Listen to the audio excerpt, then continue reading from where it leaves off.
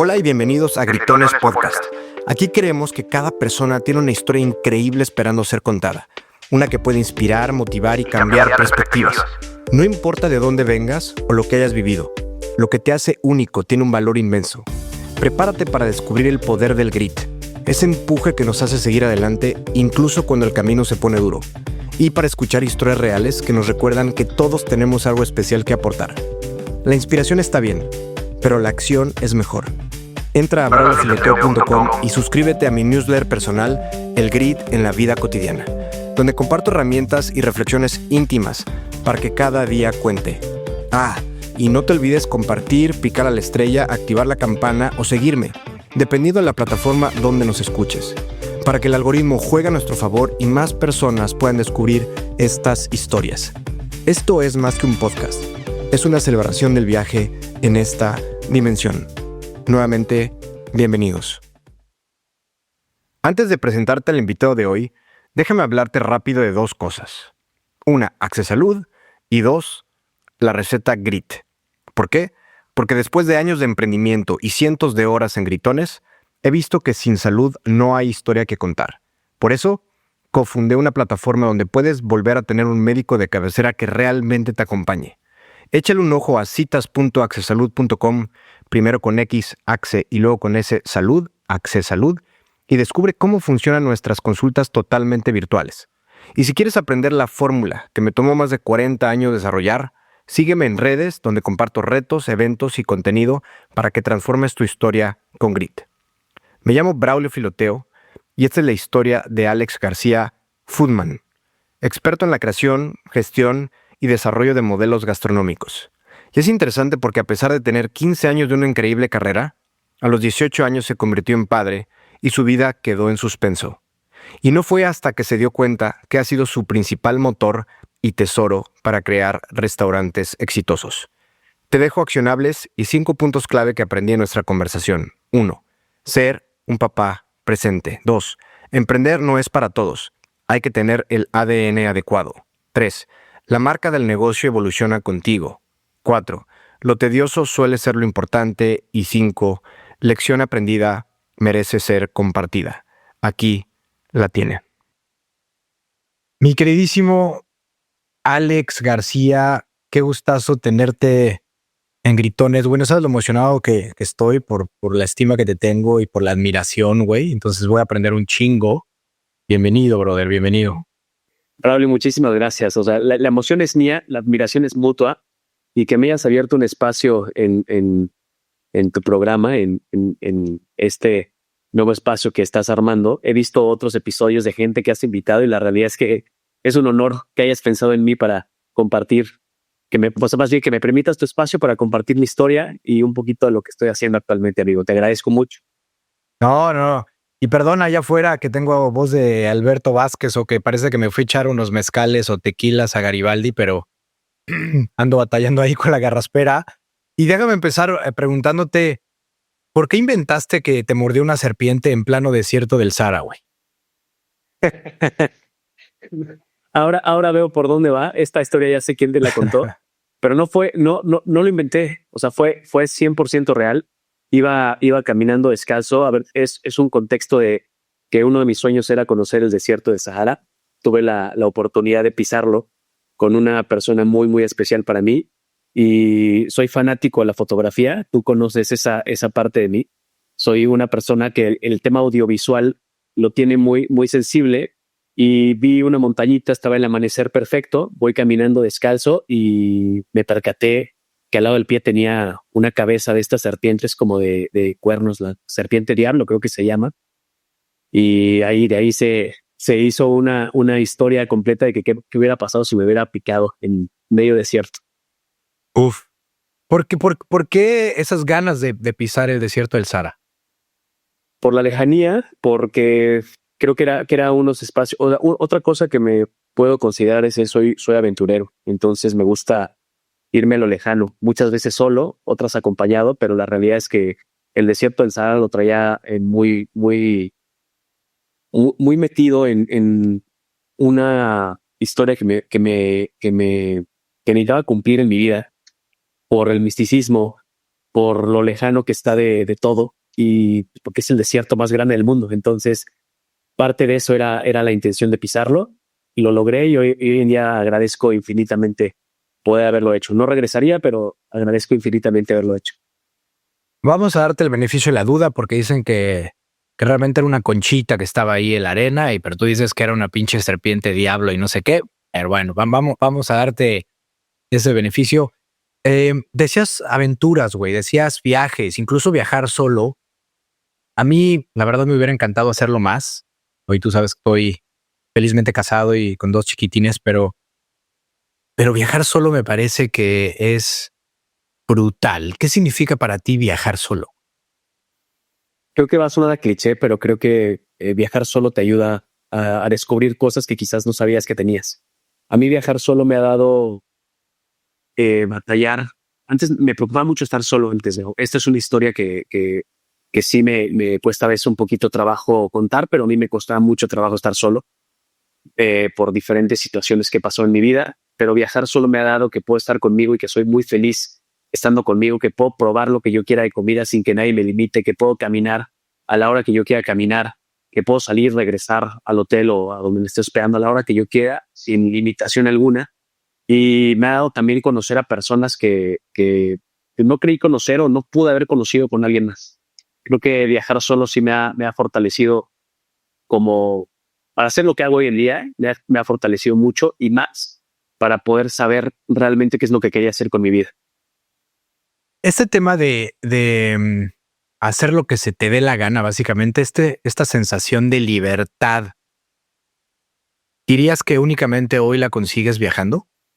No, actualmente no. Antes sí lo creía definitivamente. Hoy creo que esta libertad viene ya también a formar parte de lo que hago yo hoy como padre, de lo que hago hoy como pareja, de lo que hago hoy con mis negocios. Creo que esta libertad misma de hacer lo que me gusta hoy se limita porque también otras personas dependen de mí. Entonces, esta libertad absoluta de hacer lo que yo quiera, la realidad es que la dejé ya en el pasado. Me sigo divirtiendo, sigo siendo libre, sigo haciendo muchas cosas, pero no tanto como lo hacía antes. Es la realidad. Si bien es cierto, muchas veces la libertad se entiende como hacer lo que nos venga en gana, desvelarnos, caminar, comer, ir aquí, ir allá, lo que sea.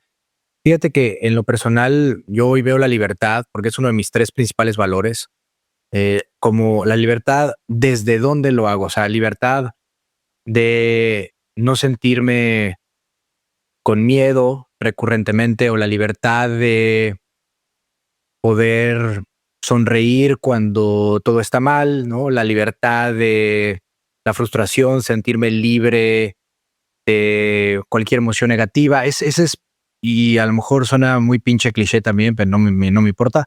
La realidad es que esa libertad va transformándose. No es tanto, ¿no? De puta, me voy de fiesta y no duermo 2 días, sino es quiero sentir esa libertad de pensamiento, quizás esa paz interior. ¿Qué opinas? Definitivamente. Y sabes que he admirado mucho de ti siempre, Bravo, y quiero compartir que definitivamente fuiste y te considero uno de mis mentores en mi vida profesional y un gran amigo personal.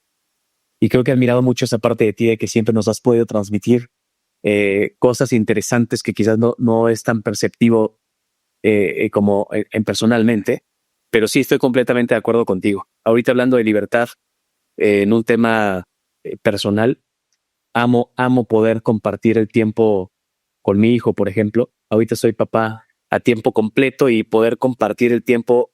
Lo que me dedico hoy me da la libertad de poder compartir el tiempo que yo quiera con mi hijo y eso para mí es invaluable. Está poca madre, está poca madre. Vamos a ir llegando ahí porque eres un súper emprendedor, o te conozco hace mucho tiempo y he visto tu evolución y la de tu hermano, todo lo que han creado. Em, ¿Cuáles son los principales recuerdos que tienes de esta interacción con tu familia, con tus papás, con tu hermano? Esos primeros recuerdos, ¿cuáles son? Tirarme al piso con mi papá, el jugar carritos, platicar con mi mamá. La realidad es que agradezco mucho a mis papás por tener siempre esta libertad de darnos a nosotros, de dirigirnos a ellos, de contarles las cosas, de una situación de que digo, me ponía pedo en el antro y le hablaba a mi mamá para que fuera por mí. Entonces, eso es un tema que siempre fuimos una familia muy unida, somos una familia muégano, muy, muy unida. Creo que el tema familiar para mí es importantísimo y es lo que he intentado proyectar en mi vida, proyectar en mis negocios y proyectar ahorita con mi reciente familia, ¿no? El tema de la unión de familia, pero definitivamente mis padres para mí son lo más grande que tengo en esta vida. También sé que le sacaste bastantes dolores de cabeza, cabrón, no te hagas. Yo sé, por ejemplo, que tú y tu hermano son gemelos, que puta, cuando yo los conocí no sabes lo complicado para mí que era distinguirlos. Hoy ya los puedo distinguir perfectamente bien, o sea, los veo en la calle y ya sé quién es quién. Pero cuando yo los conocí dije, puta, ¿cómo le hago? O sea, yo decía, a ver si este güey tiene un lunar por aquí o cómo los distingo. Me platicabas una vez tú que aplicaban una con su mamá cuando se iban de fiesta. ¿Te acuerdas que me platicabas qué hacían? Sí, ¿Qué claro, hacían, güey? Porque ni siquiera ellas los reconocían, güey. cabrón. No, es que, a ver, imagínate, llegamos a la casa, a ver, contexto, 18, 19 años, ¿no? Llegábamos a la casa, la realidad es que llegábamos pedos a la casa y mi mamá siempre fue muy estricta en ese tema, a pesar de que fue muy abierta, siempre fue demasiado estricta en un tema de, a ver, cabrones, aquí a la casa llegan temprano porque no es un hotel, ya sabes. Mamá latinoamericana. Y en este contexto, llegábamos a la casa y la realidad es que mi carnal siempre se ponía más pedo que yo y no es por quemarlo, pero yo siempre era un poquito más consciente porque yo traía el coche, güey. Ese güey todavía no sabía manejar, entonces yo traía la nave y llegábamos a la casa y mi mamá siempre era, llegan a la casa y me suben a ver, no importa la hora que sea. Pues de repente este güey ya no podía ni siquiera subir, entonces le quitaba la camisa, me la ponía yo, subía las escaleras y ya llegué, mamá, pero nada más así como que asomaba la cabeza, ya llegué, pues ahora le háblale a tu hermano. Me bajaba en chinga, me ponía mi camisa, la que yo traía, y volví a subir y, ya llegué, pues órale, ya váyase a dormir.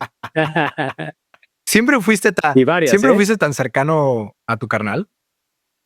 Sí, la realidad es que sí. A ver, ser gemelos también nos ha hecho muy unidos. Hay muchas historias urbanas de que uno se pega y al otro le duele. Sí, y exacto. Este tipo de eso de quería historias. hablar, güey. Quería hacer doble clic en eso.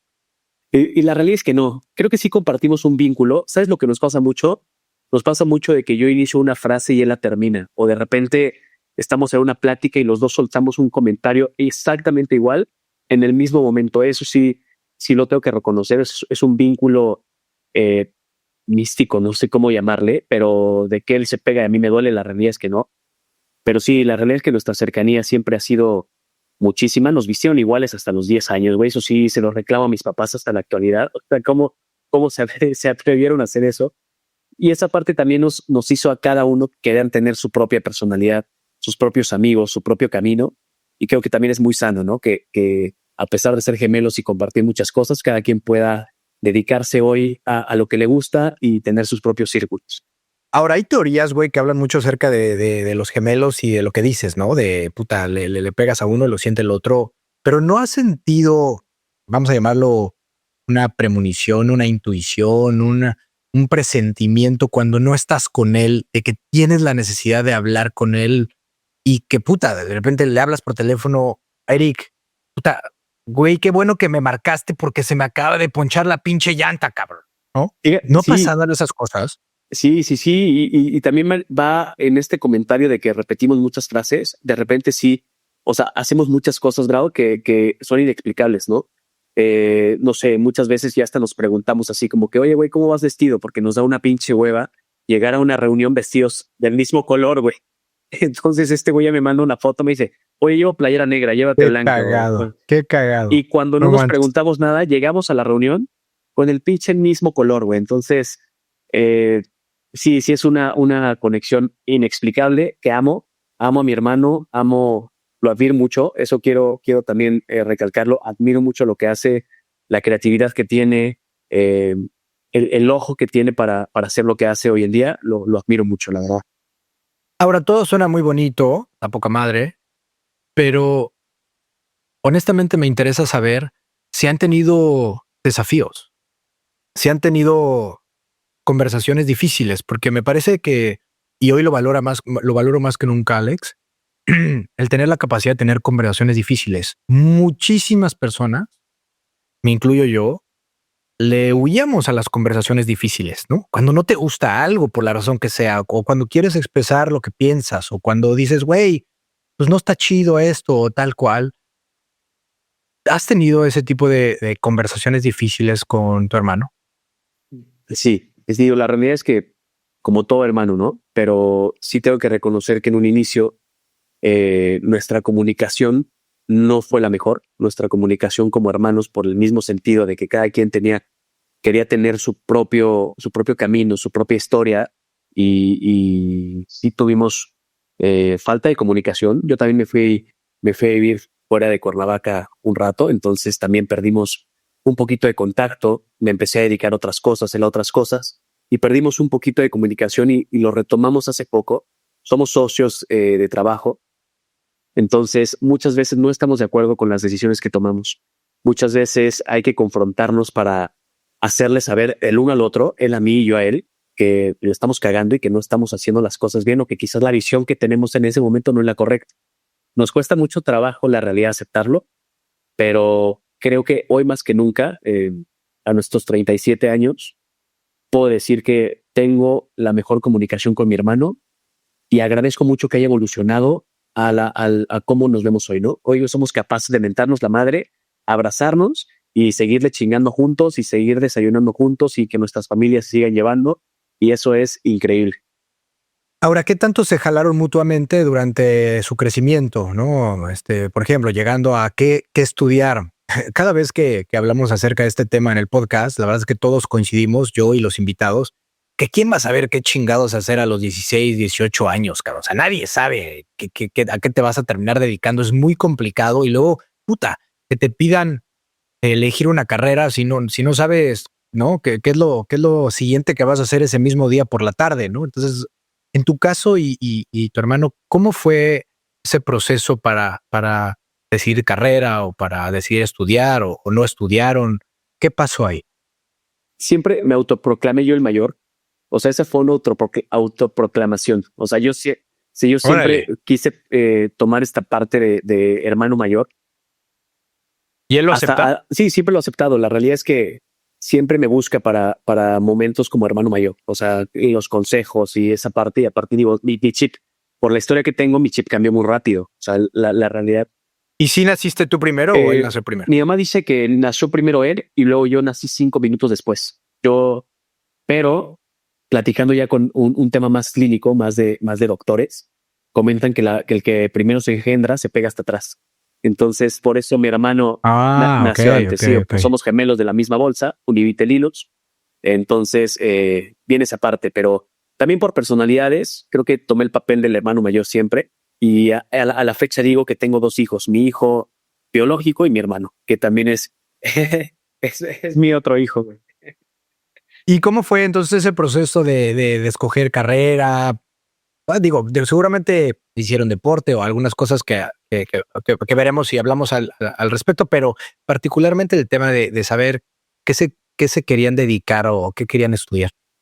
A mí se me dio muy fácil el tema de números y matemáticas, física y esta parte. De hecho, en la prepa yo me metía a esta parte de físico matemático y mi hermano estaba en administrativos. Mi hermano es un desmadroso, güey. Mi hermano en la escuela era el güey que pasaba con el proyector por la ventana haciendo como que nadaba y le valía madre. Y yo me metí a hacer los exámenes de matemáticas. Esa es otra parte muy padre de ser gemelos, que el güey hacía como que iba al baño, yo me metía al salón, le hacía sus exámenes de matemáticas y me salía. No. Eh, y yo me empecé a aburrir en mi clase porque decía, güey, se la pasan a toda madre los de al lado. O sea, se la pasan a toda madre. Yo quería primero ser ingeniería automotriz. No, estoy mintiendo, güey. De los que diseñan. Una parte de Diseñador ingeniería, industrial. diseñador industrial. Yo quería ser diseñador industrial.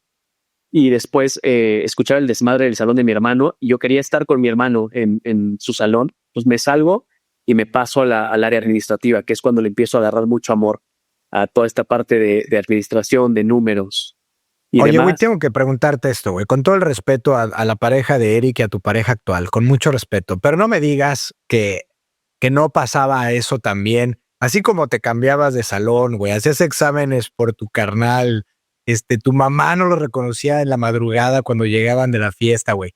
no llegó a pasar. Desde una anécdota cagada, güey. No quiero quemar a nadie, pero así que de repente llegara, ¿no? La novia de uno y decir, no, yo no soy, güey. Tu novio está en la otra habitación o se metió al baño o algo así cagado que las chavas se confundían, güey. Y más de que se confundieran, ahí te va lo que pasaba mucho. Con este mismo sentido de que yo me considera siempre más grande, empecé a tener novia mucho más chico que mi hermano. Mi hermano de repente era como que cabrón, o sea, ya nos cambiaste por tu vieja y así. Típicos adolescentes. Y después como fue evolucionando este tema, mi hermano pues ya también empezó a salir, empezamos a salir de antro y todo. Y ese cabrón, güey, se hacía pasar por bien los antros para no quemarse él. Entonces llegaba una chava y le decía, hola, soy Alex. Y de repente... Pinche, güey. Y tuve pedos por eso, porque ya a mí ya me cocían un pinche patán, porque de repente, o sea, una ocasión específica te voy a contar, y igual quemar a mi carnal aquí, ya que estamos en confianza. No, sí, obviamente sin dar nombres ni mucho menos, pero estábamos él estaba en un antro, yo no había salido esa noche, yo me había quedado en casa, y este cabrón llega al antro y había una chava que quería conmigo en esa época, ¿no? Pero yo jamás, ¿no? Jamás di como entrada, ni mucho menos. Y este güey no sabía, pero la chava llega al antro, su novio ya estaba jaladón, y le dice así como, Alex, aclaro que esto fue antes de que no se casara, ¿eh? Eso es un punto Sí, claro, importante. claro. Muy importante Y muy disclaimer. importante, sí. Y le dice Alex, y este güey se voltea y le dice, sí. Y pues ya pasó lo que tenía que pasar. Este güey le pasa mi número, pero le pasa mi número, y le dice, no, pues mañana vamos al cine. O sea, mañana hay que salir al cine y todo. Y ahí empiezan a escribir, me empiezan a mandar mensajes así de que, güey, pues, ¿qué pedo? Quedamos de vernos en el cine, pero yo no ¿A sabía qué hora qué pasas pasaba. por mí, güey? ¿Qué pedo? No, y acabé como un pinche patán, güey. Y obviamente me emputé con mi carnal y sí le dije a la chava, oye, una disculpa completa. La realidad es que no fui yo. Y lo quemé, güey. Dije, hazte responsable de tus Así, mamadas. imagínate, güey. Imagínate que le digas a la chava, no fui yo, güey. Pues es como que no, güey. Vamos a pensar que la chava no supiera que tienes un gemelo, ¿no? Pero yo no fui yo. ¿Cómo que no va a ser tú, güey? No manches, güey. Eras tú, güey. No fui yo. Qué cagado. Sí, pero fuera de eso, la verdad que sí respetamos mucho nuestras relaciones y a nuestras parejas, güey. Claro. Alex, quiero poner el dedo sobre la llaga en un tema que me parece muy valioso. ¿A qué edad te convertiste en papá, güey? Uf. Iba a cumplir 18 años, amigo, cuando me convertí en papá. O sea, más bien mi hijo nació cuando yo tenía 18 años. Ok. Dime la verdad, me parece que este es un breakthrough, ¿no? Y corrígeme si estoy mal, pero me parece que es ahí un tema importante en tu vida. ¿Qué es lo primero que sentiste cuando sabías que te ibas a convertir en padre? O sea, evidentemente, lejos de romantizar el tema, obviamente sentí que mi vida se había acabado. Un tema que teníamos una posibilidad deportiva muy buena de irnos a la universidad con una muy buena beca deportiva. Ya tenía mi visión de vida. Siempre he sido una persona que planea. Entonces mi visión en ese momento y a esa edad era irme a estudiar fuera de la ciudad con una beca deportiva interesante. Quería hacer una carrera. ¿Qué jugabas? Fútbol, jugábamos fútbol. Mi Ok. hermano y yo estuvimos en las básicas de Chivas un tiempo. Pudimos hacer una carrera deportiva interesante, pero al final optamos por seguir con el estudio, y en este sentido pues habíamos logrado una beca importante en una universidad de Puebla, y por ahí va. Y justamente cuando pasamos el examen de admisión, bueno, en este caso, cuando pasé el examen de admisión, me entero que voy a ser papá. Y fue súper extraño porque la mamá de mi hijo, que si en algún momento escucha este podcast, le mando un saludo, la considero una mujer espectacular y le agradezco por la formación que le ha dado a mi hijo. Y nos fuimos a un viaje familiar, ella iba mareada todo el camino, regresamos y se da toda esta explosión de van a ser papás. El doctor que nos lo dijo sin tacto alguno, o sea, vio a dos mocosos entrando al consultorio y nos soltó la bomba. Pues, ¿qué haces, güey? O sea, ¿qué hace a los 17 años diciendo voy a ser papá? Y pues de ahí se detona todo el tema. Donde me pongo a chambear, güey, siempre hemos trabajado desde chavitos, nos han inculcado mucho esa parte, pero ahora sí es donde me pongo a trabajar en serio, de lo que fuera, con tal de poder meterle esta parte. Y también es importante comentar que a mí me cambió el chip de inmediato. O sea, no fue un tema de lo tenemos o no lo tenemos, o qué hacemos, o yo no lo quiero tener. O sea, la realidad para mí en ese momento cambió el chip así radicalmente, donde me tomé un papel que quizás no me tenía que tomar tan rápido, pero sí me tomé el papel demasiado rápido. Y eso me hizo madurar de una manera que no me hubiera gustado madurar en ese momento. ¿Recuerdas la conversación con tus papás? No sé si también hubo una conversación con los papás en ese entonces de ella. ¿Te acuerdas ese día? ¿Recuerdas Sí, cabrón. cómo fue, cabrón? Jamás lo voy a olvidar porque también se despliega una historia muy chistosa de esta parte. Y mi hermano es protagonista también de esta situación. Yo la realidad es que al primero que le conté, me acuerdo perfecto, mi amigo Arturo, que le mando un saludo también aquí. Me acuerdo que me subí al baño de la prepa con él y le dije, güey, tengo que hablar contigo, primera hora de la clase, y fue la primera persona que se enteró que iba a ser papá. El cabrón me super cagó, pero, güey, me solté a berrear, a llorar, y nunca había llorado. Y bueno, ahí esa parte. Luego, ¿cómo le conté a mis papás? La primera que se enteró fue mi mamá. A mí me da mucho miedo decirle a mi mamá. Mi mamá, por las historias que he contado, es una persona lindísima, es increíble, pero es súper estricta. Es una persona que nos ha dado valores de disciplina muy fuertes. Entonces me da mucho miedo contarle, güey. Mi papá es un pan, mi papá lo admiro mucho por la persona que es y su personalidad, pero me da mucho miedo decirle a mi mamá. Entonces yo no encontraba el momento, güey. O sea, ya habían pasado unos 3 meses y yo no le había dicho. O sea, sí ¿Cómo te fue. agarraste los huevos? Aproveché un día, aproveché que mi hermano se había ido a una boda aquí en la casa y mi hermano llega a la casa muy tarde, muy tarde, y pues, mi mamá baja encabronadísima porque había llegado tarde y mi hermano se encierra en un cuarto, güey, así para que mi mamá no lo alcanzara. Y de repente empieza a tocar la puerta y mi mamá así de que, ay, cabrón, ábreme la puerta porque ahorita vas a ver lo que te va a pasar, ta, ta, ta. Y en ese frenesí de la pelea entre mi mamá y mi hermano, yo le suelto la bomba y le digo, mamá, vas a ser abuela. Se No, güey, aproveché. o sea, ¿qué pedo con el timing, Alex? Sí, güey, un timing horrible, güey, un timing horrible que de repente mi mamá, así como estaba tocando la puerta, se voltea y me suelta un chingadazo, güey, así con todo el tema así, pum, así de pinche Rocky Balboa. Güey.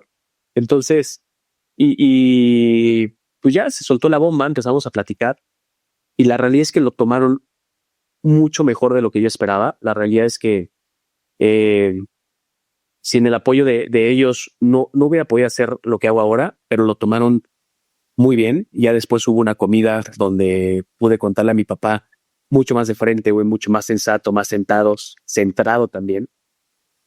Y el apoyo que me dio mi padre en ese momento fue crucial para volverme el papá que soy hoy. O sea, porque sí en algún momento Quiero fue. hacer suma ahí, güey. Quiero hacer suma ahí. Hoy, Alex, con toda tu caja de herramientas que tienes un chingo, este factor de ser papá tan joven, 18 años, ¿cómo aceleró tu evolución, güey? ¿Cómo describirías ese crecimiento, esa expansión en ti?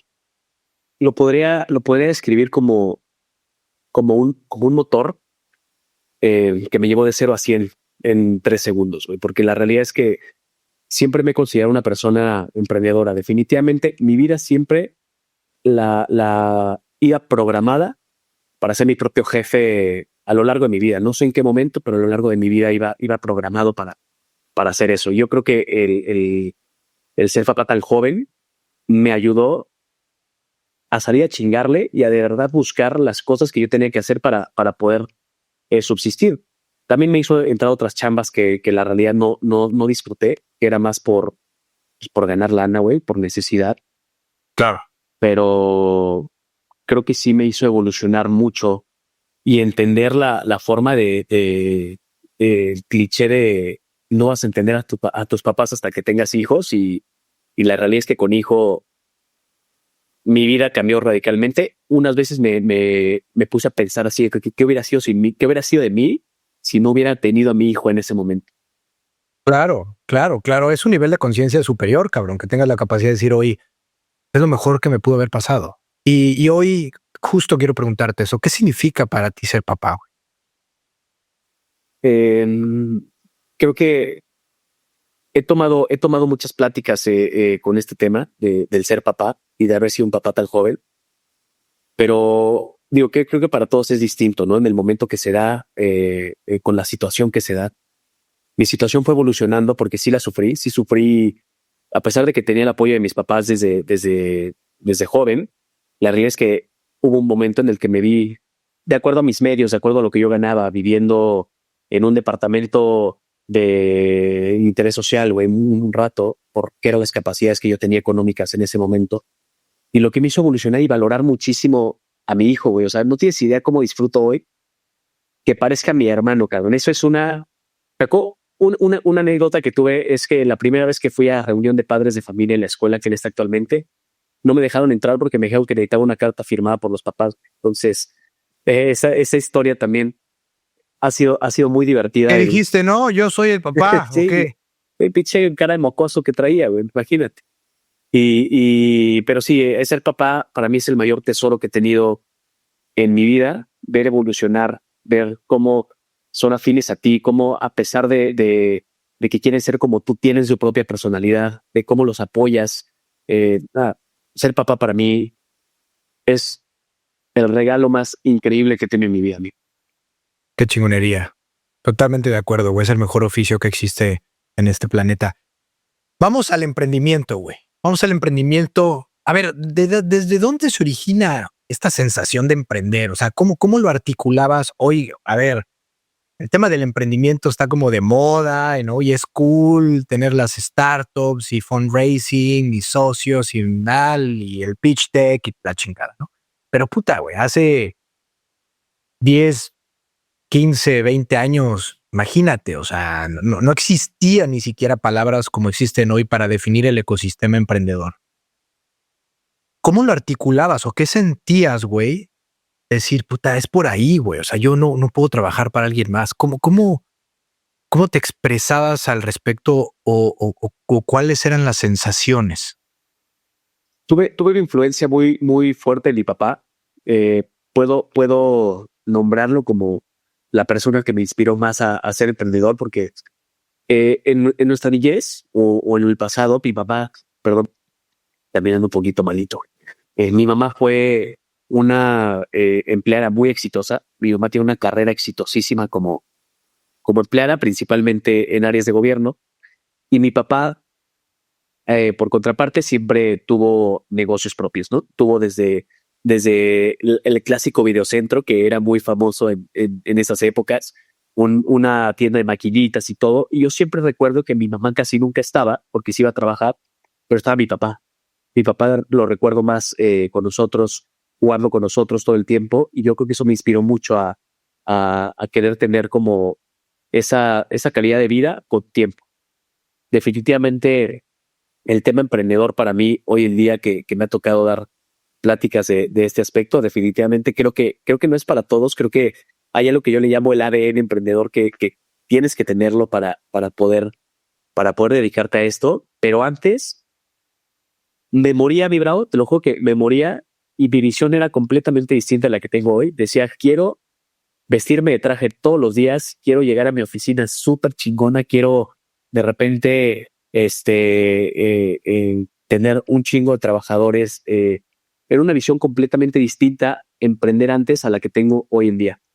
Hoy para mí emprender es poder tener el tiempo suficiente, poder ponerme una playera si yo quiero, no necesariamente vestirme de traje súper chingón, no necesariamente tener una oficina súper chingona, sino tener o sea, negocios que puedan ser sólidos y que se puedan mantener un buen rato sin que tenga mi presencia, ¿no?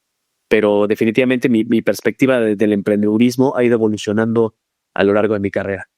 ¿Cuál fue el primer emprendimiento que recuerdas? Puse unas hamburguesas con mi hermano. Tenemos locales comerciales en Tres Marías, en Tres Marías, donde las famosas quesadillas y todo este tema. Sí. Y pusimos nuestro primer negocio de hamburguesas ahí, güey. O sea, súper Tres chavito. Marías es un lugar que prácticamente está entre la Ciudad de México y Cuernavaca, prácticamente en la carretera, o sea, a pie de carretera. Es ¿no? correcto. Entonces muy famoso echar ahí la garnacha, la garnachita, quesadilla. exactamente. Entonces, mi papá tenía locales comerciales ahí y le dijimos, oye, préstanos uno, queremos poner un negocio. Mi papá así como que se sacó donde dijo, pero ¿por qué allá? O sea, ¿por qué no buscan, no, pues ya tienes el local y todo, ¿no? Y la realidad es que le echamos muchas ganas, lo fuimos a pintar nosotros, de hecho se llamaba Two Brothers, las hamburguesas, y creo que fue el primer camino que tuvimos nosotros como emprendedores gastronómicos, o sea, el primer tema, güey, nos duró 2 semanas el negocio, güey, ya nos hicimos 2 semanitas. semanas. Pero a ver, en esas 2 semanas, güey, ¿qué aprendiste?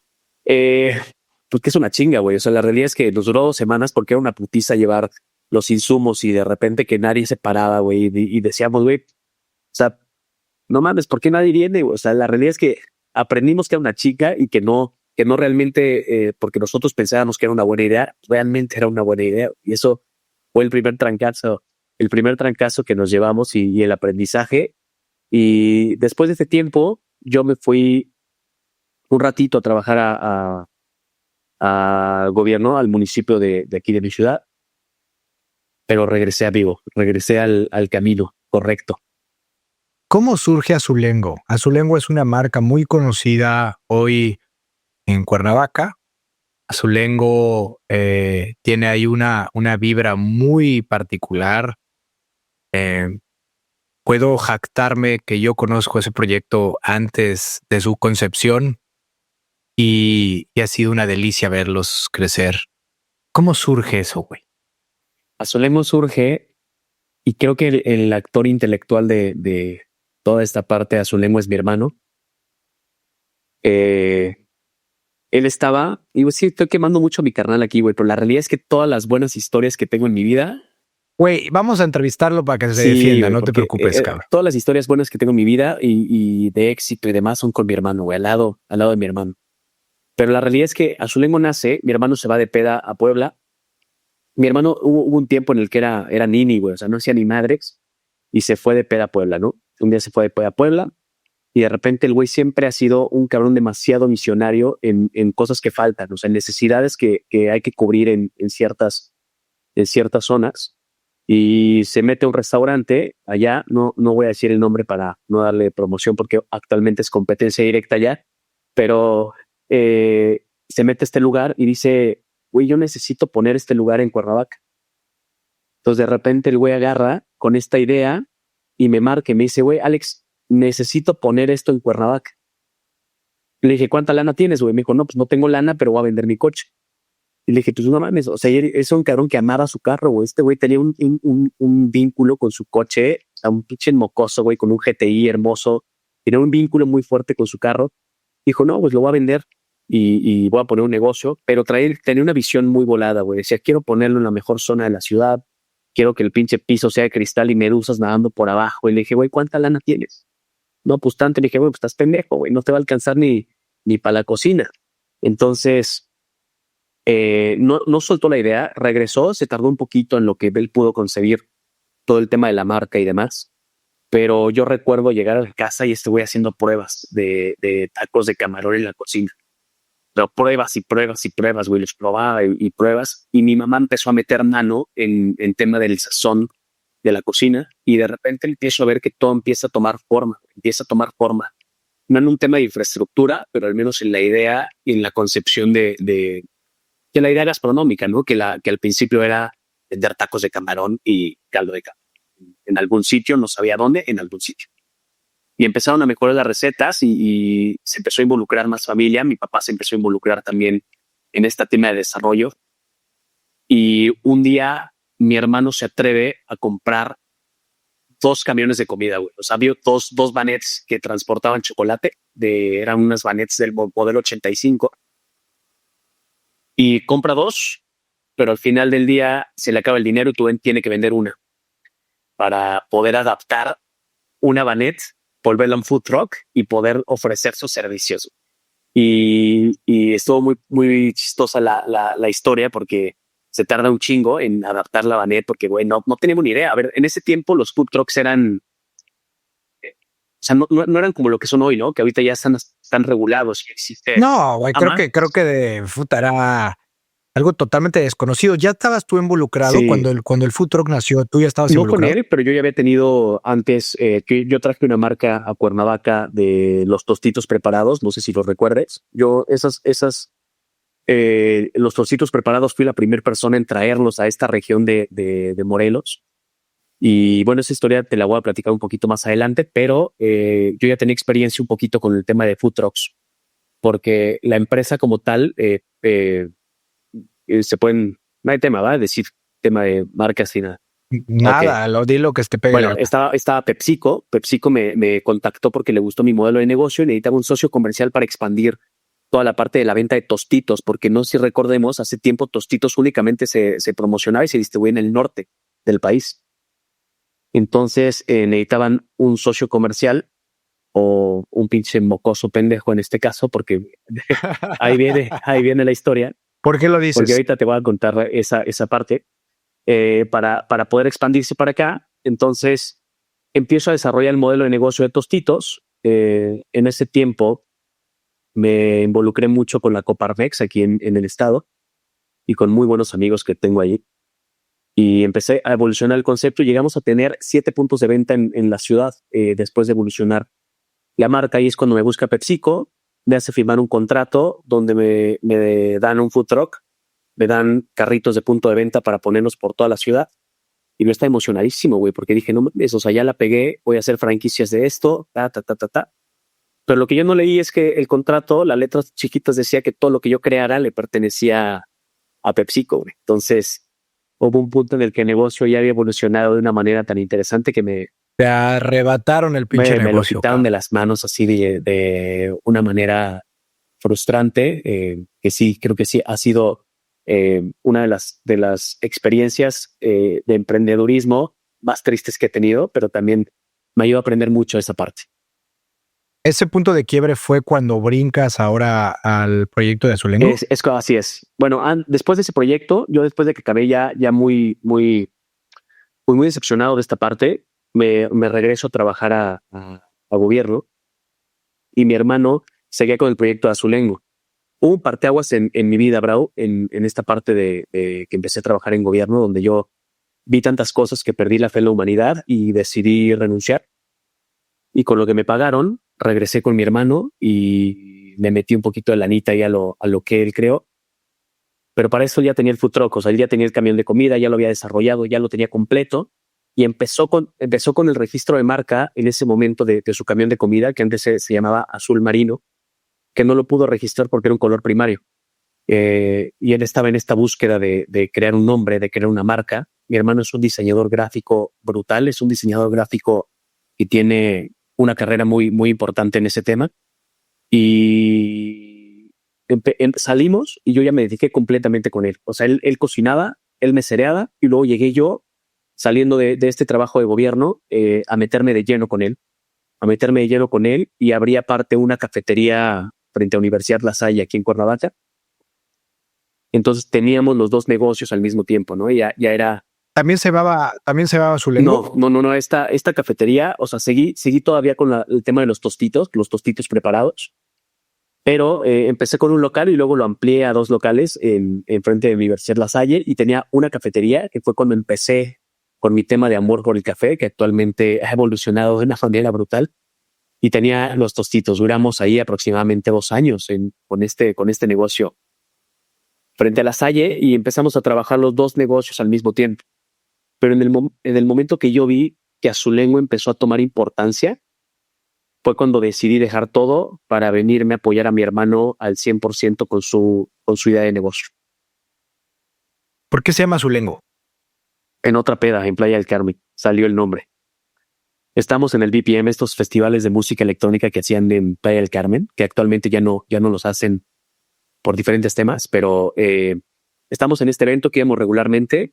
Nos ha gustado siempre mucho la fiesta. Somos borrachos, pero buenos muchachos. Y en una ocasión mi hermano iba pasando por un antro que se llama El Abolengo en Playa del Carmen. Entonces le pareció muy interesante todo lo que tiene que ver con esta palabra de abolengo. Entonces únicamente lo que hizo fue combinar azul con abolengo y nació la palabra Azulengo. Es un juego de palabras muy padre. Está fregón. Está fregoncísimo el nombre. Mucha gente piensa que es algún tipo de pescado o que es como hay algún tipo de pescado, pero no, la realidad es que es la combinación de la palabra azul y la palabra abolengo.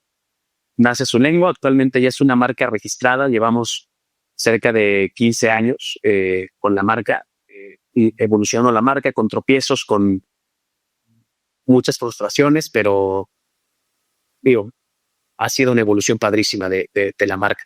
Sí, sí, me consta completamente. Han logrado cosas increíbles con esta marca. Y quiero que me cuentes cuántas veces pensaron en rendirse con esta marca. Fueron, digo, no podría decir un número porque no me viene a la cabeza todas las cantidades de veces que estábamos sentados en la mesa sin recibir un solo comensal o una vez que nos clausuraron por diferentes temas de inexperiencia. Pero sí, la realidad muchas veces estábamos hartos de poner dinero, estábamos cansados de trabajar tanto sin recibir pago. Pero sí, fue una infinidad de veces, ¿eh? La realidad es que estuvimos a punto de rendirnos, de soltar, de tirar la toalla. Pero tuvimos mucho apoyo de muchos amigos, de mucha gente, de nuestro actual socio, porque después de que mi hermano y yo seguimos con la marca, llega Asael, mi actual socio, a formar una parte crucial para el desarrollo de la cocina, de toda la propuesta gastronómica. Él es chef y logramos fortalecer el grupo con mi hermano como diseñador, el creativo, el que crea todo el concepto como tal. Asael llega a fortalecer la parte gastronómica y a mí me toca ahora ver toda la parte financiera, toda la parte de números y crecimiento de nuestra marca. En retrospectiva, Alex, el no rajarte o que no se hayan rajado los tres socios, ¿qué ha representado para el negocio y para la marca? Consolidarse, definitivamente si lo podría definir como una palabra sería consolidarse, el tema de, o sea, digo, creo que la marca ha evolucionado con nosotros y tengo una frase que ahorita me encanta compartir mucho en mis clases y demás, que es: tu propuesta gastronómica va a evolucionar tanto como tú evoluciones como empresario gastronómico. Entonces, es una parte que me gusta mucho exponer porque tuvimos nosotros primero que aprender a manejar un negocio para poder crecer nuestro negocio, porque hubo un tiempo también donde jugábamos a tener un negocio, güey, y abríamos las cortinas y, güey, vénganse todos y consuman lo que quieran y es su casa, donde dejó de ser negocio, güey. La realidad es que estuvimos un par de años jugando a tener un negocio hasta que entendimos el potencial real que tenía este negocio, que fue que lo empezamos a tomar en serio. Nos sentamos en una mesa, nos dijimos nuestras cosas los tres y dijimos: a ver, cabrones, si no ponemos de nuestra parte cada quien en su área, cada quien en su expertise, esto va a valer madre. Y todo lo que le hemos invertido y todo lo que hemos metido va a valer madre, güey, y yo no quiero que pase eso. Entonces cada uno se empezó a especializar y eso me encantó de la evolución de cada uno. Cada uno empezó a respetar el trabajo del otro y confiar en el trabajo del otro. Y creo que eso es lo que nos ha dado seguir vigentes hasta la fecha. A huevo.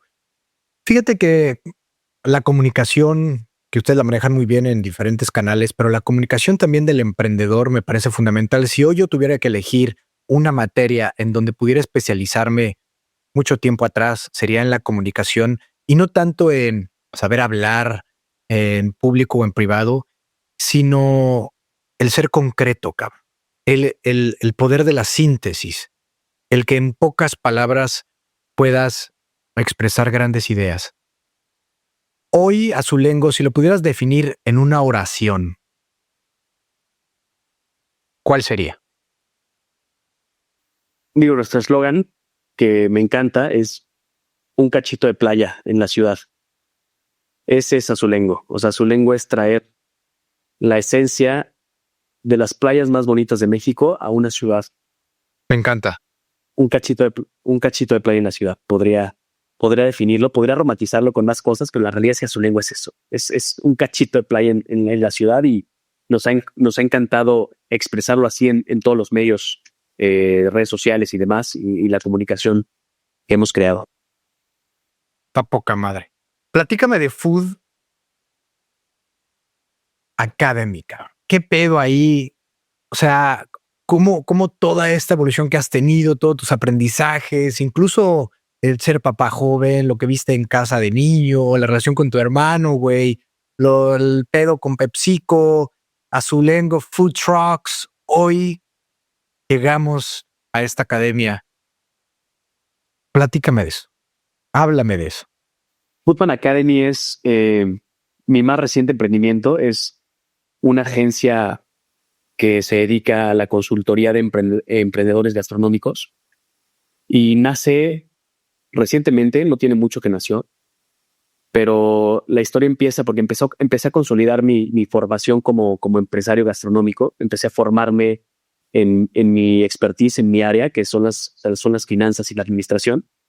Y descubrí que hay muchas personas y hay muchos emprendedores que batallan específicamente con estas áreas, con los temas de gestión administrativa. Y recordando, ¿no? Hice una retrospectiva y a mí cuando yo empecé me hubiera gustado que existiera una figura como lo existo hoy yo, que me dijera por dónde, que me dijera cuál era el camino, que no necesariamente fuera una incubadora como tal, ¿no? Una incubadora de estas famosas que se llevan un porcentaje de tu negocio cuando terminan de formarte. Así que me empecé a formar y el parteaguas fue cuando dos amigas se acercan a mí que no se dedican a esto, se acercan a mí y me dicen, Alex, nos encantaría que nos ayudes a darle forma a nuestro proyecto. Y yo no sabía por qué me buscaban amigos. O la realidad es que yo no sabía que yo podía motivar a alguien o que confiaran en mí o que siguieran mi trayectoria para poder formar su negocio gastronómico. Y confiaron en mí. Hoy en día se posicionan como un lugar increíble en la ciudad. Y fue cuando descubrí que quizás perdí el miedo de que quizás mi opinión no valiera la pena. Hoy sé que puedo tener el conocimiento suficiente para poder aportarlo a una o dos personas. La realidad es que no me interesa llegar a tantas personas, sino a las personas que necesiten de mi conocimiento. Y así nace Foodman Academy, como una agencia que quiero cortar la curva de aprendizaje de emprendedores que apenas deciden incursionar en esta industria, que es una industria despiadada. Hoy en día es despiadada. Y pues así nace y me encanta compartir mis conocimientos, me encanta poder tocar personas y que se queden con un poquito de lo que he aprendido a lo largo de mi carrera. Justo te quería preguntar eso. Dices que te apasiona enseñar. ¿Por qué? No sé por dónde viene esta parte de que me gusta enseñar, pero siempre me ha gustado compartir. Tengo también otra frase que dice que lección aprendida debe ser una lección compartida. Entonces, esa parte me gusta mucho. Me gusta mucho compartir, no precisamente por monetizar o no precisamente por cobrar una asesoría, ni mucho menos. Creo que eso viene ya después, pero el ver reflejado mi trabajo en un negocio que no sea mío, creo que habla mucho de la confianza que tiene la gente hoy en mi trabajo. Hemos desarrollado la agencia de una manera interesante. Me ha gustado mucho el proceso y el crecimiento que ha tenido en muy poco tiempo y que hoy en día la gente esté confiando en mí para abrir sus propuestas gastronómicas. Lo agradezco infinitamente. Definitivamente, Alex, tienes un nivel de conocimiento muy importante, no por la teoría, sino por la práctica. Me parece que eso es valiosísimo y lo que estás haciendo me parece increíble. Hay infinidad de emprendedores gastronómicos. Porque ojo, cuando alguien quiere volverse empresario o emprendedor, lo primero que hace es voy a poner un restaurante. Claro, sí. ¿No? Como si fuera muy pinche fácil agarrar y ponerte a vender tacos, hamburguesas o comida y te vas a hacer millonario vendiendo comida.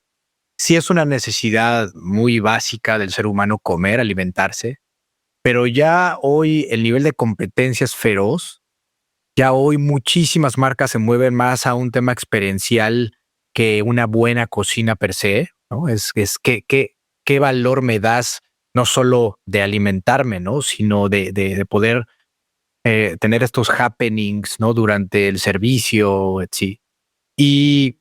Pero sí, o sea, regresando a los basics, a los fundamentals, definitivamente el tema económico, el tema financiero, yo lo padecí por mucho tiempo. Es durísimo poder aprender el tema de los costos, de los inventarios, güey, de la merma. Hay muchísima merma en el tema gastronómico. Yo, la verdad, te lo puedo confesar hoy, güey, no encontré la forma de una administración correcta de inventarios. Busqué tecnología, A lo mejor ahí dejé pasar una oportunidad, güey. No, la verdad. Porque busqué por todos lados quién me podía salvar como el Chapulín Colorado, güey. Decir, güey, perdemos un chingo de lana en el manejo de inventarios, ¿no? En los productos perecederos, en el robo hormiga. O sea, es un tema. Si tú hoy pudieras elegir de todas las palancas que tú puedes mover en un restaurante para que puedas empezar a tener un progreso, un beneficio económico, ¿cuál palanca sería? Costos, inventarios, cultura de servicio, manuales. ¿Cuál elegirías y por qué, Alex? Definitivamente creo que la gestión de costos es la base de todo restaurante, ¿no? Creo que de repente nos complicamos demasiado la vida con esta parte de los restaurantes y de la administración como tal, porque me he encontrado que los emprendedores actuales se preocupan más por tener unos empaques bonitos y por tener una comida vistosa y los espacios de photo opportunities y demás, y dejan de lado completamente la gestión de costos. Si tú no tienes una base sólida en un tema de control de costos, la realidad es que la rentabilidad nunca va a llegar. O sea, definitivamente esa es la parte primordial que yo veo y que es lo que más padece. O sea, el 80% de las personas que hoy en día he asesorado padecen de costos. No tienen idea de cómo establecer un precio competitivo en sus menús. No tienen idea hasta cuánto tienen permitido gastar en nómina o de arrendamiento. Y es una de las partes que más me he enfocado ahorita en mi Braut, en lograr sembrar la semillita de la rentabilidad en cada una de las personas que me ha tocado asesorar y darles a conocer que la parte quizás más tediosa es la parte más importante del negocio de comida. Vi una publicación en el Instagram de Foodmad Academy que me encantó, cabrón. Me encantó un video que hiciste acerca de proyecciones financieras, de incluso cómo venderle a un inversionista el modelo, el concepto, de manera muy numérica, ¿no? Muy bien hecho. La verdad es que te felicito, güey. Me encantó, me encantó. Y quiero hacer doble clic en algo que me parece crucial, que yo aprendí a chingadazos en la industria, es el margen de contribución. El margen de contribución, que no mucha gente lo ubica, lo conoce, lo entiende. ¿Cómo lo explicarías de manera que lo entienda un niño de 10 años? ¿Cómo explicaríamos el margen de contribución? O sea, el margen de contribución tiene que ser lo suficientemente amplio para que te ayude a pagar los gastos fijos de tu restaurante y al final te quede dinero en la bolsa. ¿Qué es, güey? ¿Qué es el margen de contribución? El margen de contribución es el rango que tú le dejas a cada uno de tus platillos o de tus bebidas, en este caso, que va a entrar como ganancia de cada partido, de cada platillo. O sea, cuando tú le restas los costos, supongamos que tienes una hamburguesa que te cuesta 10 pesos hacerla, tienes que definir cuánto es lo que tú quieres ganarle a esa hamburguesa para poder pagar todavía los gastos que te quedan abajo, como renta, salarios y demás. Y aparte, que te quede un cachito para que te puedas meter a la bolsa y puedas reinvertir o puedas pagarte un sueldo, etcétera. Creo que el margen de contribución se confunde mucho hoy en día porque las personas o los emprendedores recientes no saben ni siquiera cómo sacarlo, cómo calcularlo, cómo saber si tienen un margen de contribución correcto, ¿no? Y es una de las partes que más me gusta a mí que puedan comprender, porque el margen de contribución es tu precio de venta menos lo que te cuesta el platillo. Ese es tu margen de contribución. Y tiene que ser lo suficientemente amplio para que al final de todos los gastos te quede dinero en la bolsa. Está poca madre. Yo me acuerdo en su momento cuando me metí a estudiar del tema que empresas muy grandotas y ojalá no me esté equivocando con lo que voy a decir, pero sí, no hay pedo. Para efectos del ejemplo sirve. Pero creo que Walmart, por ejemplo, tenía una curva que es una gráfica muy interesante que puedes trazar de cómo va incrementando tu margen de contribución en el tiempo, particularmente en un periodo de 30 días, el mes, ¿no? Entonces, todo lo que bien comentas, ¿no? En este caso, productos o servicios que vendes y que te empiezan a dar ese superávit, cómo iba incrementando el margen de contribución y llegaba un punto en donde se interseccionaba o el punto de convergencia con los gastos fijos, obviamente agua, luz, tema de nómina, renta fija, lo que sea.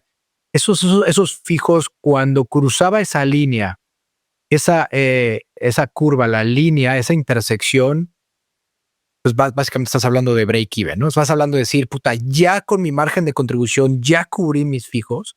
Y el punto del comentario es que creo que estos güeyes lograban en Walmart lograrlo por el 15 de mes, cabrón. O sea, ver tú en pantalla una gráfica que va creciendo todos los días, ¡pum!, cruzó la línea de los fijos. Entonces, visualmente, tú sabes que a partir del día 16, 7 de mes, cabrón, es puro beneficio económico. Sí. Así es. Así es, y es una parte que a mí me gusta mucho expresar, el tema de la rentabilidad, y hablo siempre de rentabilidad porque muchos confunden que vender más significa ser más rentable y no siempre es así. O sea, un emprendedor gastronómico, una persona que abre restaurantes hoy en día, todo lo que quiere hacer es vender. Quiere salir, vender, jalar gente y todo, pero la realidad es que para que exista la rentabilidad es tan fácil como que tus ganancias tienen que ser mayores que tus gastos. Entonces, es una parte que a mí me gusta mucho expresar. Vender más no quiere decir ser más rentable. La rentabilidad, me encanta. La rentabilidad viene intrínseca y viene amarrada completamente de tu control de costos. Ahí está la rentabilidad. Dime más acerca de cómo conceptualizas el tema del sueldo para el fundador. Porque tú mencionabas también, ¿no? El que pues al final tenga que existir ahí una cancha, ¿no? O un excedente para pagarte. ¿Cuál es tu criterio? ¿En qué momento activar esa parte, cabrón? Creo que aquí tenemos que tocar punto de equilibrio. Una vez que tú pasas el punto de equilibrio, hay que encontrar tu número mágico para empezar a ser rentable. Digo, va a haber muchas variantes aquí en el modelo gastronómico que tengas, ¿no? No es lo mismo, por ejemplo, un negocio de mariscos, que es como nosotros nos dedicamos, donde tenemos un alto costo por la materia prima, a una cafetería que vende sándwiches. Entonces, aquí el número mágico, después del punto de equilibrio, creo que la rentabilidad empieza a partir del 15%. O sea, después del punto de equilibrio, la rentabilidad empieza a partir del 15%. Y es cuando yo empiezo a recomendar que se paguen. ¿15% de qué? De margen, o sea, de utilidad neta. ¿De EBITDA? De EBITDA, correcto. El 15% de EBITDA, después de punto de equilibrio, creo que ese es el número mágico para que un emprendedor empiece con este tema de generar utilidades, pero siempre deben contemplar un sueldo para ellos, siempre. O sea, evidentemente el sueldo va a ir creciendo conforme vaya creciendo el modelo de negocio, y les comparto cómo lo tengo actualmente yo.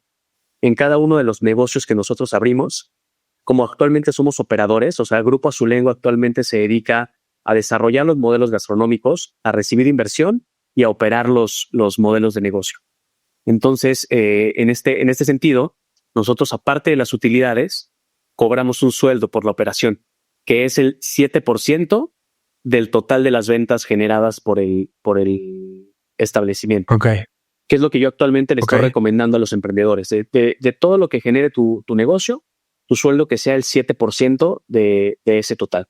Pero ojo, tiene que ser de la venta neta, no de la venta bruta. De la venta neta sacamos el 7% y ese es el sueldo que te deberías pagar tú como dueño de negocio, como operador. Digamos que ustedes ya lo impactan ahorita las corridas financieras de arranque, o sea, ya está impactado ese 7% sobre la venta neta, que es un management fee. Es digamos, correcto, ¿no? sí, lo trabajamos como honorarios por honorarios operativos, y ya incluso en las proyecciones financieras, en los presupuestos de los siguientes años, ya viene proyectado, ¿no? Ya lo tengo proyectado durante los próximos 3 años. Incluso cuando tengo nuevos inversionistas, es lo primero que se plantea con ellos. Nosotros cobramos el 7% por operar el lugar. Ok. Güey, me encantó ver ese video. ¿Cómo lo aprendiste, cabrón?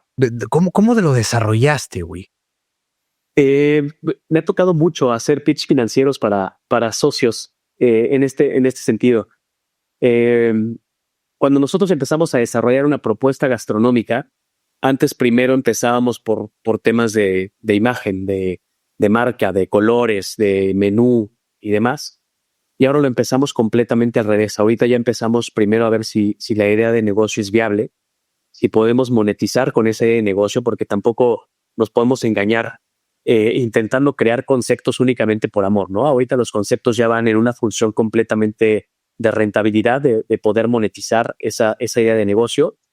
Ya la empezamos al revés. Ahorita ya empezamos primero con proyecciones financieras de la idea de negocio. Vemos qué tanta viabilidad tiene en el mercado actual y es como fui aprendiendo. Y la realidad es que me he estado formando, Brau. He tomado diplomados, he tomado masterclass, he tomado certificados en este tema financiero, específicamente en temas gastronómico. Y actualmente estoy completando una maestría en la administración de negocios gastronómicos, pero enfocado 100% en emprendedurismo, ¿no? Esta formación la estoy tomando para fortalecer la marca como tal y poder tener las credenciales necesarias para que la gente confíe en mi trabajo, si es que aún no lo hacen.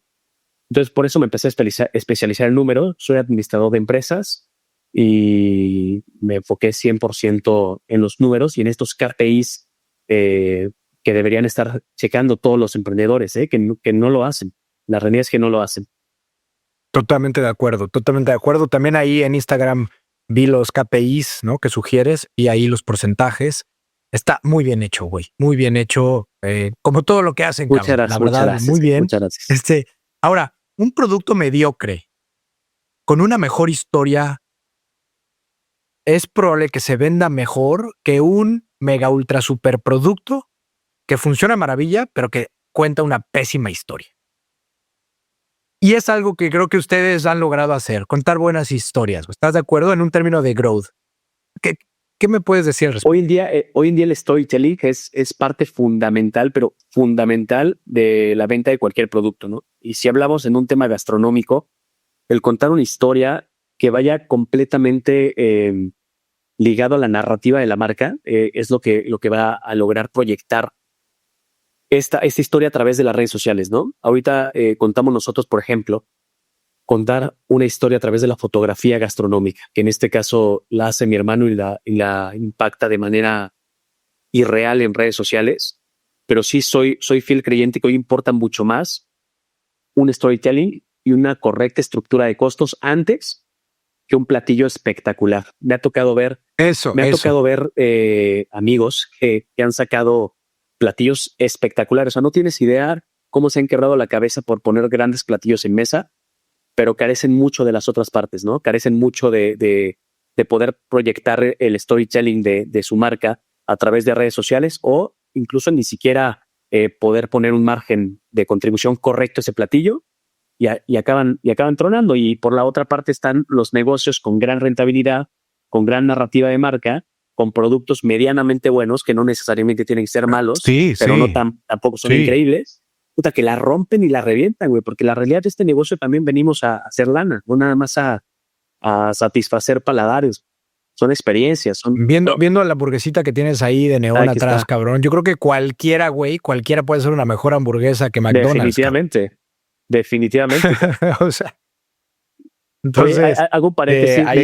Me encanta poner este ejemplo y voy a hacer un comercial de ahorita que hablas de McDonald's. Hay una empresa que ahorita me estoy inspirando mucho en ella que hace hamburguesas en España, güey. Luego chécatelas en Instagram. Se llaman Vicio Hamburguesas. Ellos nacen en pandemia y ahorita están proyectando vender 4 millones de euros para este año, güey. Nacieron en pandemia. Pero se enfocaron en una narrativa de marca súper disruptiva, nada que ver con el tema gastronómico. Se enfocaron más en fashion, se enfocaron más en estas tendencias, que hay. ¿Cómo se llama, güey? Vicio, con B chica, B-I-C-I-O, Vicio. Vicio Hamburger. Se posicionaron ya mucho más que McDonald's en España, güey. Y ellos se identifican a ellos no como un negocio de comida, sino como un negocio de tecnología. Tienen unas camaritas arriba de sus planchas que detectan la temperatura y les dicen cuándo voltear la chingada carne. Entonces es una locura ver sus headquarters, güey. Son como si vieras los de Google. O sea, impresionante ver cómo tienen toda esta parte tecnológica que yo creo que va a venir a evolucionar mucho la gastronomía, ¿eh? Yo tengo ahí un blog. Güey, el Instagram dice de Vicio. Ahorita ya lo encontré. Dice Club de Entretenimiento para Adultos. Eso, güey. ¿Y cómo está la dinámica de rojos, negros? Espectacular, güey. Sí. Oye, el otro día estaba con una persona literalmente pichándole Access Salud, ¿no? Creo que Claro, sabes que sí. estoy ahí de co-founder en Access Salud. Y entonces me decía, güey, te tengo que platicar la anécdota de cuando Harley Davidson, güey, estaba a punto de la quiebra. Pues llegó un nuevo, no me acuerdo si era CEO o un CMO, y llegó junto a la gente y dijo, a ver, cabrones, Harley Davidson está a punto de morir. La primera pregunta que quiero hacerles es, ¿cuál para ustedes es el principal competidor de Harley Davidson? ¿Tú qué contestarías, güey? No sé, güey, no tengo idea de motos, pero Indian, no sé. Sí, güey, Triumph, Honda, Kawasaki, lo que sea, güey. Y dijo, por eso estamos en problemas. Nuestro principal competidor son los campos de golf. A la madre, güey. Porque hoy esas personas que en lugar de estar montados en una motocicleta, están yendo a jugar golf. Y eso, puta, me retumbó en la cabeza, güey. Porque justo lo que decías con este ejemplo de las hamburguesas en España, güey.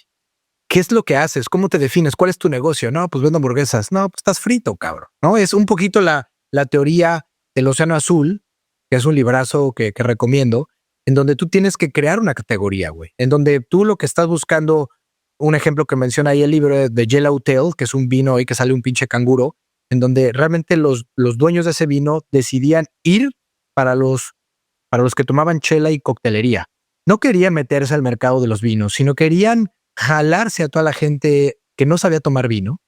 Entonces, me encanta pensar así, ¿no? No es fácil, güey, porque tienes que tener una mente mucho más abierta y salirte de la caja. Eso me encanta. O sea, me encanta. Yo tomo como ejemplo mucho a esta hamburguesas de España porque me identifico mucho con ellos porque creo que ellos lograron ver y lograron rescatar algo que parecía ya completamente encajado y que tenía que Claro, tenía que ser güey. así, güey. Cuando No mames, todo el mundo puede hacer una hamburguesa en su y está casa, muy cabrón güey. la tendencia ahorita, Braulio, de tantos chefs Michelin, güey, que se están pasando a tendencias mucho más cercanas con la gente. No tienes idea. Hay un chef, Alan Ducasse, que es el chef, Ok. es el chef vivo con más estrellas Michelin en el mundo. Tiene cerca de más de 30 estrellas Michelin y abrió unas hamburguesas veganas, un kioscos de hamburguesas veganas en París, en el centro de París.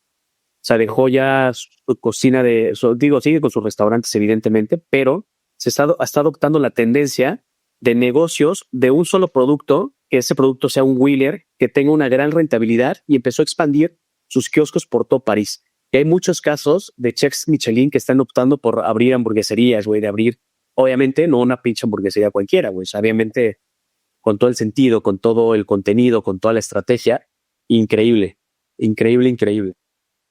Güey, háblame de tu caminata en Machu Picchu. Puta, güey. Qué belleza. Gracias por preguntarme eso, amigo. Es uno de los momentos más increíbles que he podido presenciar, vivir, sentir. 5 días, güey. 5 días caminando a través de la selva nubosa peruana hasta llegar a Machu Picchu. Me gusta el hike, me gusta.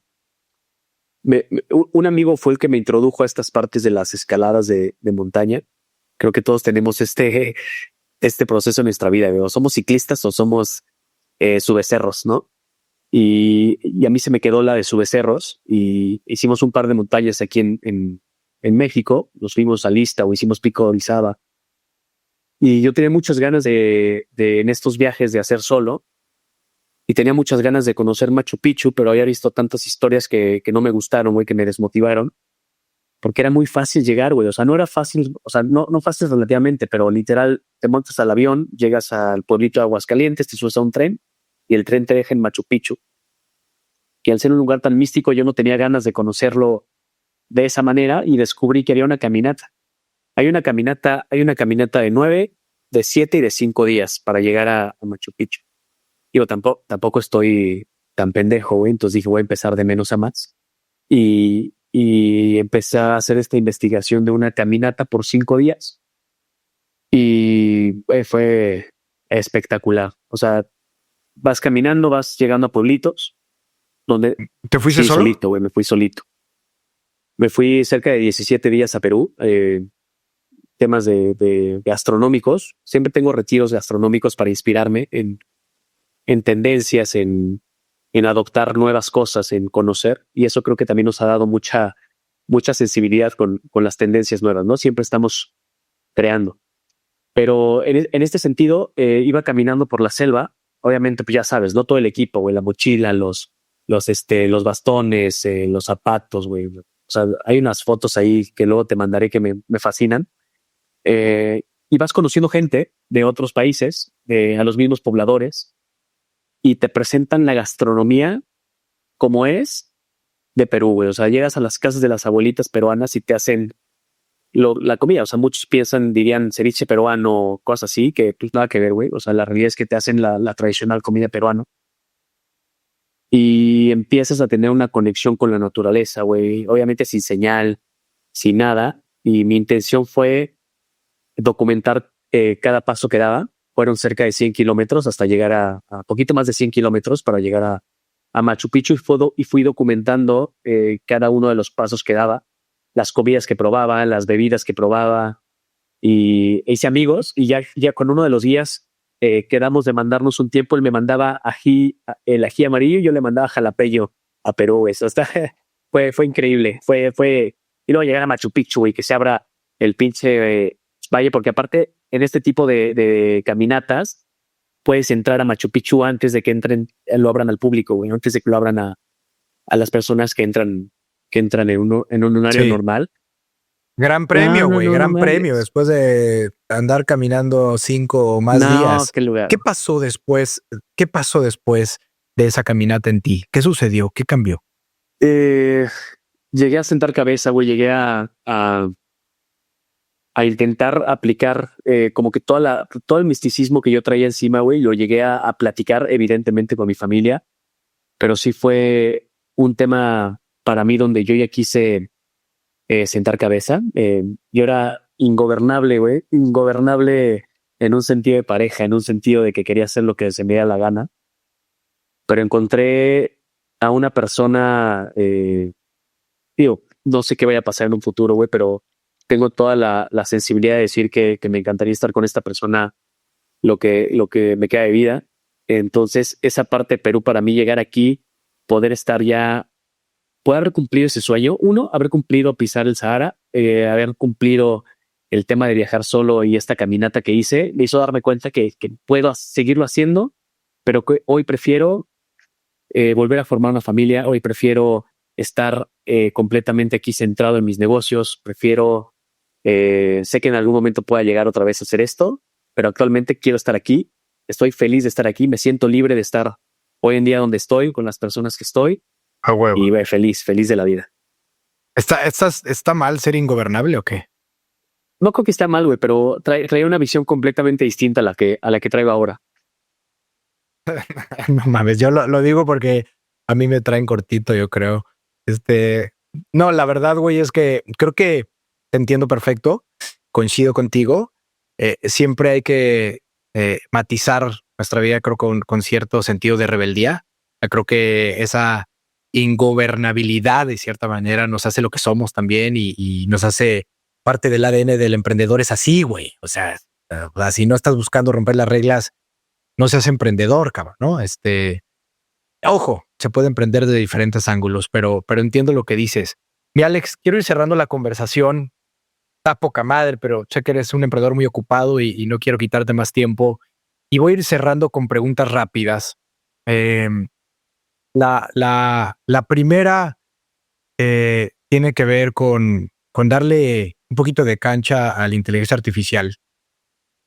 Y la tengo lista, ¿no? ChatGPT está listo para recibirte y abiertamente eh, que escojas el estilo de un entrevistador o de alguien que admires. Puede ser un chef, puede ser un deportista, puede ser un futbolista, quien quieras, medianamente conocido, güey, para que lo identifique la inteligencia artificial y sobre el tema que tú quieras. Entonces, la inteligencia artificial te va a hacer la pregunta, güey. Entonces, dame esas dos cosas. ¿Quién? ¿Con qué estilo? ¿Y de qué tema? Admiro muchísimo a un chef. Ya no está entre nosotros, pero todo el mundo lo conoce. Anthony Bourdain. El famoso chef Anthony Bourdain. Por él, mi bebida favorita es el Negroni actualmente. Pero Ok. Anthony Bourdain, ¿qué tipo de pregunta me gustaría que hiciera? Pues definitivamente en un tema gastronómico. Es más, ¿qué nos depara la gastronomía en un futuro A según la ver, visión de escribiendo. Anthony Bourdain? Voy. ¿Qué nos depara la de el futuro de la gastronomía? Ahí te va. A ver, qué divertido está esto, güey. Me amo la inteligencia artificial.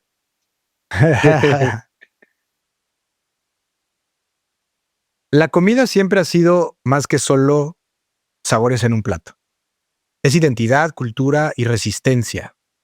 Pero en un mundo donde la inteligencia artificial ya sugiere recetas, donde los márgenes de los restaurantes son más delgados que nunca, y donde la gente parece estar más obsesionada con lo rápido y eficiente que con lo auténtico y humano. ¿Hacia dónde crees que va la gastronomía? Estamos en una era donde de la creatividad culinaria o en el principio, el fin de la cocina con alma. Me encanta esa parte. Me encanta la palabra de cocina con alma. ¿Qué dirías, güey?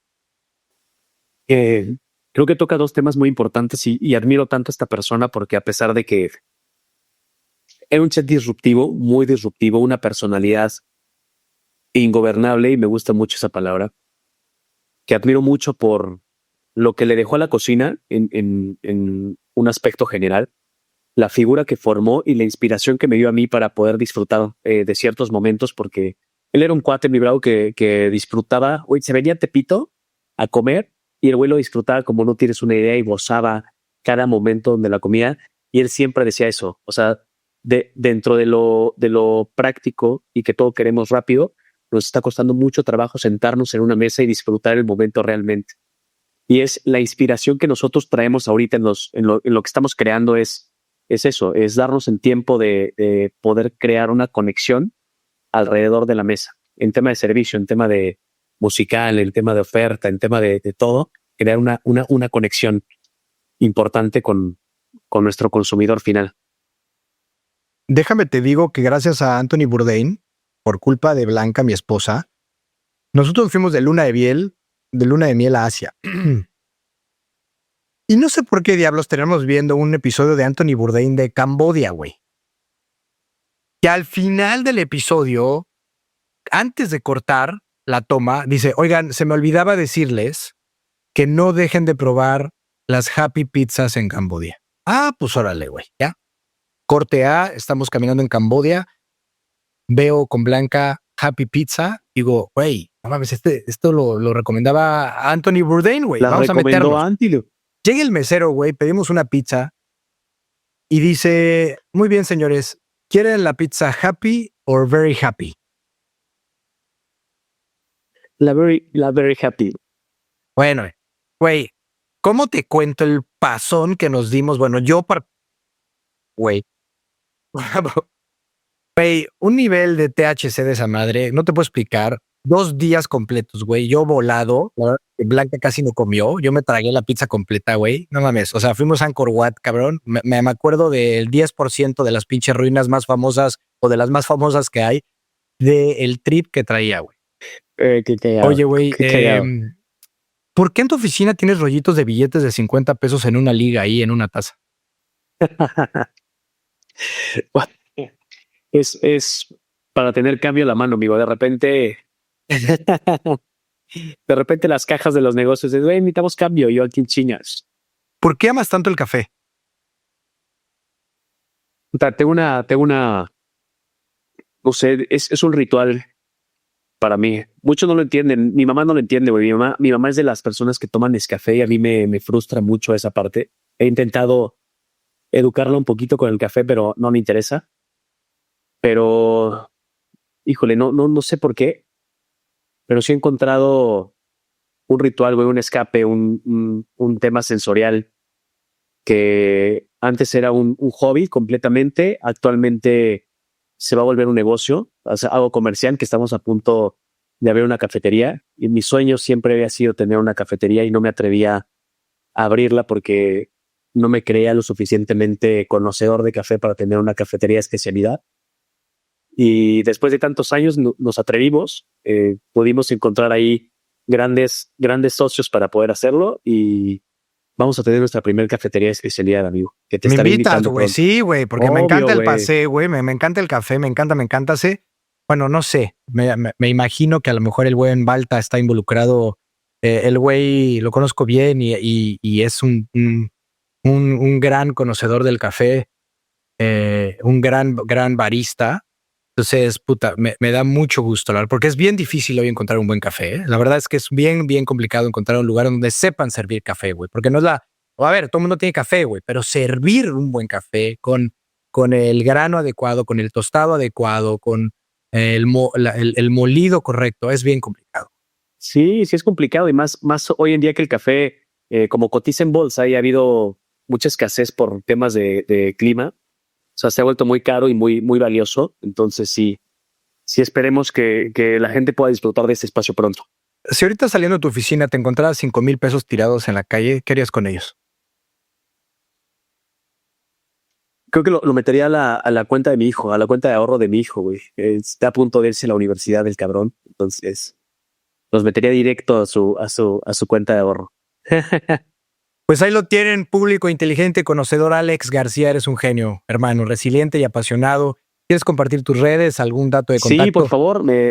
Ahorita estoy posicionando mi marca personal como Alex Foodman. Estoy compartiendo mucho contenido de negocios gastronómicos a través de mis redes sociales en Instagram, que es @AlexFoodman, y en mi página de internet, foodmanacademy.com, donde presto todos mis servicios y donde pueden conocer más un poquito de lo que hago.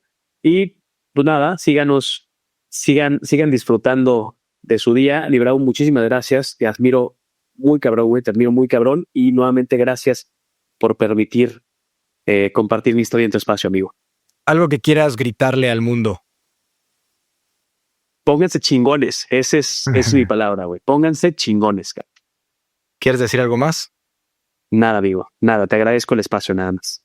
Bien, hasta el siguiente episodio. Chao, chao.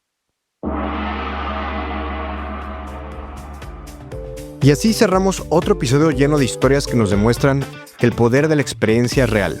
Porque no se trata solo de llegar a la meta, sino de todo lo que vivimos en el camino. Si algo te resonó hoy, si una historia te hizo reflexionar o te inspiró, compártela y no olvides darle like, suscribirte o seguirme según donde nos escuches para que el algoritmo haga su magia y más personas puedan acceder a estas historias. Y si además quieres herramientas prácticas para fortalecer tu grit, pásate por brownfiloteo.com y suscríbete a El Grit en la vida cotidiana. Ahí encontrarás reflexiones sobre cómo aplicar la receta grit en tu día a día.